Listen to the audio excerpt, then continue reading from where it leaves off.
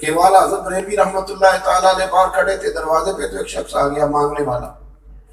اس نے کہا اعلیٰ حضرت فاضل بریلوی رحمۃ اللہ علیہ سے کہ یا تو آپ 10 روپے دیں ورنہ میں آپ کا مکان الٹ دوں گا.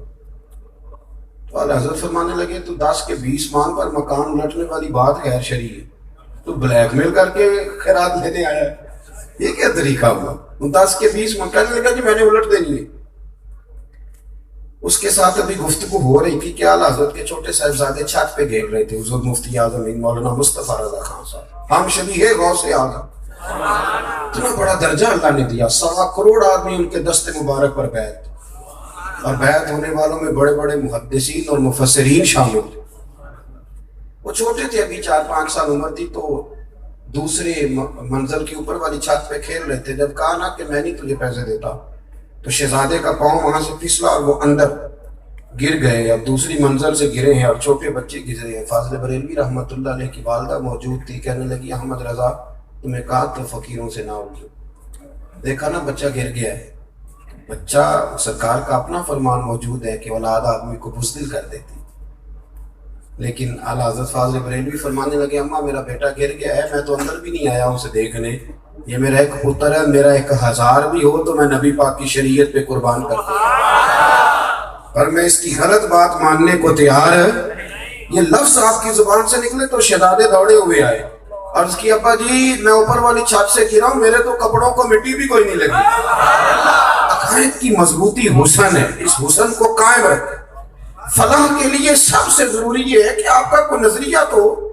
یہ کیا بات ہوئی کہ رسیوں سے ڈرنا، ہر چوتھے آدمی کو کالا جادو ہو گیا، ہر پانچواں آدمی آ کے کہتا ہے اور بڑا کام چل رہا ہے عاملوں کا. انہوں نے تو اپنے بورڈ پہ وہ بیماریاں لکھوا دیا جو ابھی پیدا بھی نہیں ہوئی، ان کا بھی وہ علاج کراتے. خدا کا خوف کرے، اتنا تو نہیں جادو آسان کے سبھی کو ہو گیا ہے. تو اب وہ فقیر صاحب جو تھے وہ پہلے تو بڑے مطمئن تھے کہ بچہ گر گیا ہے، چلو تکا لگ گیا ہے، لیکن اب جب شہزادے دوڑے آئے تو وہ پریشان ہوئے. فاضل بریلوی کو اللہ نے بڑی شان عطا فرمائی. اعلیٰ حضرت رحمۃ اللہ علیہ فرمانے لگے تم کہتا تھا مکان الٹ دوں گا. یہ بعض لوگ جو ہوتے ہیں یہ پورا قرآن و سنت پڑھنے والے بندے کو ایسے ہی سمجھتے ہیں، ایسے ہی سمجھتے ہیں. حد ہو گئی ہے بھائی. کہتے تیرے سینے میں کیا؟ جس کے سینے میں پورا قرآن ہے اگر اس کا ہی سینہ خالی ہے تو پھر بھرا ہوا کس کا ہے؟ جو رسول اللہ صلی اللہ علیہ وسلم کی حدیث پڑھنے پڑھانے والا ہے اگر اس کے اندر ہی شے کوئی نہیں تو شے پھر آئے گی کہاں سے؟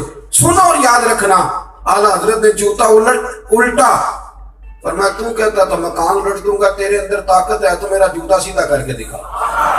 آئے کسیٹ تے پکھڑا کوار کرنا لسی اور بھی بوٹیاں جان دے، یہ کہنا سیدھا تیرا پتہ چلے، تیری فقیری کی سمجھ آئے کہ تو کتنا بڑا فقیر ہے.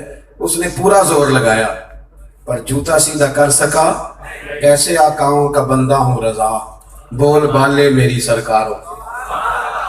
اب اعلیٰ حضرت رحمۃ اللہ علیہ نے جوتا خود سیدھا کیا اور جیب سے 10 روپے نکالے، فرمایا یہ پیسے لے جا اور آج کے بعد جس سے مانگنا پر اپنا فقر دکھا کے مانگنا، کسی کو بلیک میل نہ کرنا، اس لیے کہ ہم مسلمان ہیں. ہمارا سب سے پہلا بھروسہ اپنے رب کی ذات.